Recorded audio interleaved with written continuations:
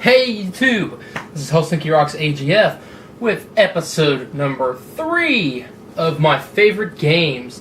This time we're going to be looking at more GameCube games, some original Xbox games, and Sega Dreamcast games. So let's just jump right into it, and I want to explain, for those of you who don't know, in this series I basically take 10 or so games off my game shelf, and I just spend a minute or maybe 2 minutes talking about each one. I recommend every game here. There's not a bad game here, in my opinion. So we'll jump right into it. First up, Star Fox Assault. Star Fox Assault is incredibly underrated.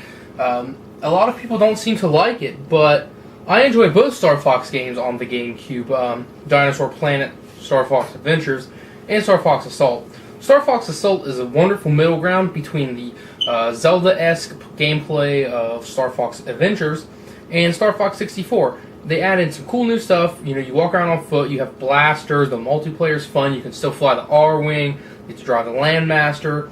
The story mode's really challenging, the later levels, but it's fun, and it's a really good game, and it's probably pretty cheap now. I don't really know, I've had this copy for quite a long time, but you give it a shot. And next up is probably my number one favorite game on the GameCube. If not, it's easily tied. And it's the best game in the series as well. Super Smash Bros. Brawl. Good story here. I got my GameCube on launch, which I believe in North America was November 12th or 13th, something like that. Second week of November. And the only launch title I got was Tony Hawk's Pro Skater 3. A lot of my friends talk about how they got Brawl, or they got Melee at launch, but Melee actually wasn't a launch title, and that's how I know who really got their system at launch. Melee was actually released December 3rd of 2001, so it was released about 2 weeks later, and that's still really early on in launch, and I can see why a lot of people, would think it was a launch game, but it was a launch game in the sense that it was in the launch window. It wasn't one of the initial games available. But it's still the best game. I've seen a lot of people brag about Melee versus Brawl, and of course Melee is better, but I remember someone on a forum talking about how they'd spent over 400 hours in the multiplayer of Brawl and still have fun, and honestly I don't even think Brawl's worth putting 40 hours into.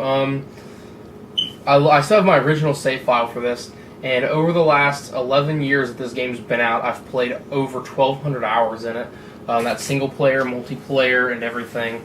So that on average is probably about 100 hours, 100 to 120 hours every year for the last 10 years. So great game. It's definitely the best one. And next up is my favorite game of another Nintendo franchise. All these games are actually first party, except for one. The next up is The Legend of Zelda Twilight Princess, the non-bastardized version. The best looking Zelda game. It has the best art style, has the best story. It's personally just my favorite. Ocarina of Time's good, but I feel it's really overrated. I understand that it was revolutionary at the time, but I like to judge games myself based on how well they stand up over time. And while Ocarina of Time was amazing for its time, and the same for Super Mario 64 and Mario Kart 64, is that when you go back and try to play them now, they haven't really aged as well. You can tell, and you can still see that they're made well. It's just that something about them just doesn't hold up. The N64 version of or the 3DS version of Ocarina of Time is very good, though. But Twilight Princess is by far my favorite. This is my 6th copy of this game. That's too long of a story to go into, but finally I have one that I can keep. Not the bastard Wii version either. Next up is a Nintendo franchise that I love. I love this franchise, but my skills are about as good as this empty roll of tape. And that's Wave Race. This is Wave Race Blue Storm, which was a launch title for the GameCube, though I did not pick it up at launch. I used to rent the one on the N64 all the time way back in the day. I could never beat the first stage, and honestly, I still can't beat the first stage of this one. But it has beautiful graphics, and the water effects are some of the best water effects of last generation. Outright beautiful. It's a pretty fun game. It's a little on the hard side, I think, though. But yeah, it's really cheap now. I think you can get it for like $5 shipped. So I recommend it. And last up is a bit of an obscure and hard to find title. I was a big fan of the anime Zoids, which is actually based off of a series of models that came out in Japan in the 80s. But here's Zoids Battle Legend, which is actually a 3-part series in Japan. It's called the Zoids Versus series. There's 1, 2, and 3, and this is a port of Zoids Versus 2. This game's kind of uncommon. Nowadays on eBay, it's going for about $40 a disc only, probably around $50 to $60 for a complete copy. It's a pretty fun game. The Zoids themselves are really, really detailed, and the models for the Zoids look really good. However, the environment and the music sound straight off the N64, and they look straight off the N64, but it's still a really fun game. If you can find it cheap, I would recommend it because it's a really fun mech game. And then I have one original Xbox game that I want to talk about. I don't really have a lot of original Xbox games, so by proxy of that, I only have one to talk about. I have, I think, 10 Xbox games, but I want to talk about Shenmue 2. An amazing game, which I have not beat yet. I'm only about halfway through it, but I do plan on finishing it. It's a beautiful game, and honestly, if you don't know what Shenmue is, you're not doing yourself any favors. You should definitely play Shenmue. That's all I'm going to say about it. And next up we get into my favorite console of all time, which is Dreamcast.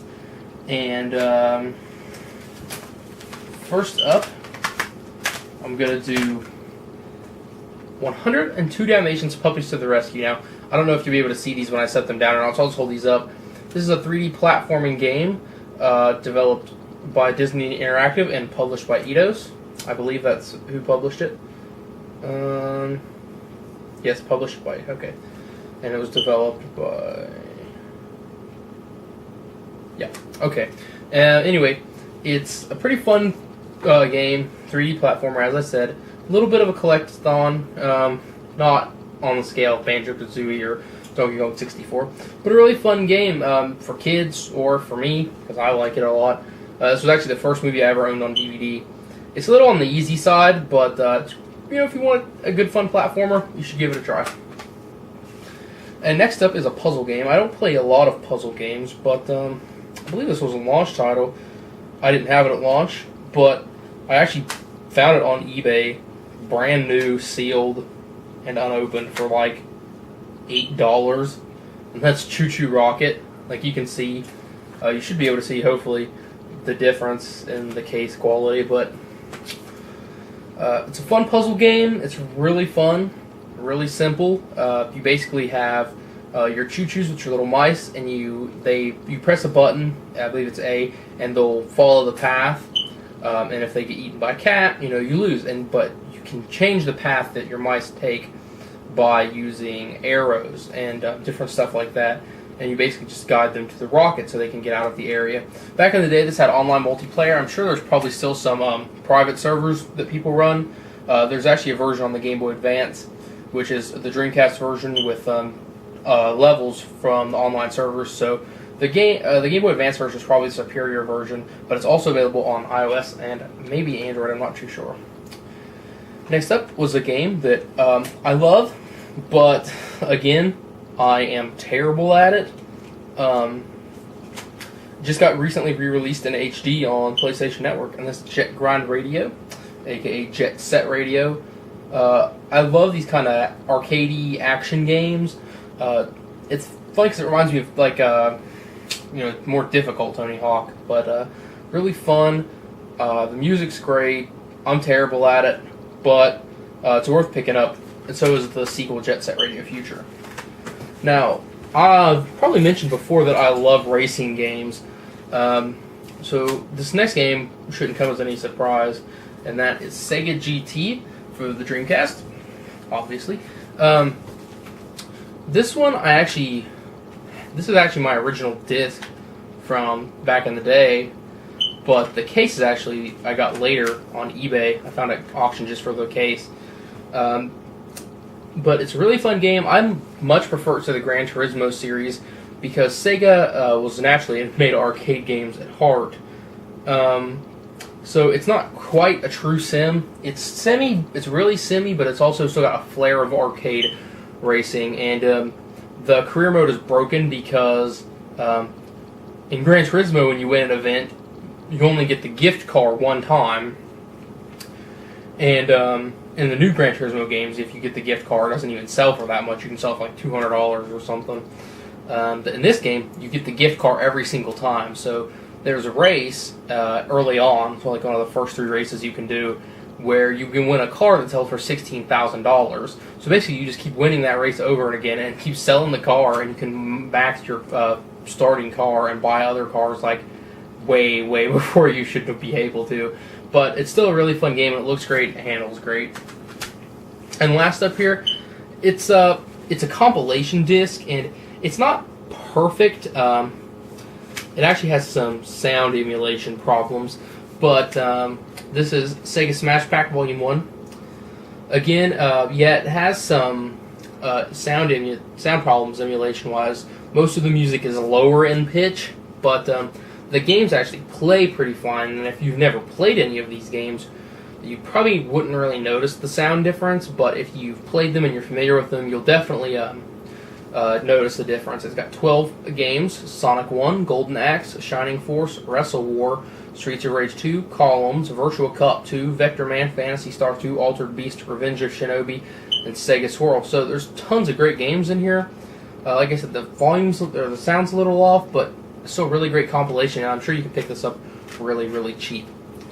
So guys, that was 10 more of my favorite games. I hope you enjoyed. Next time we'll be wrapping up the Dreamcast games and probably going into PC or handheld or N64, something like that. Thanks for watching, guys.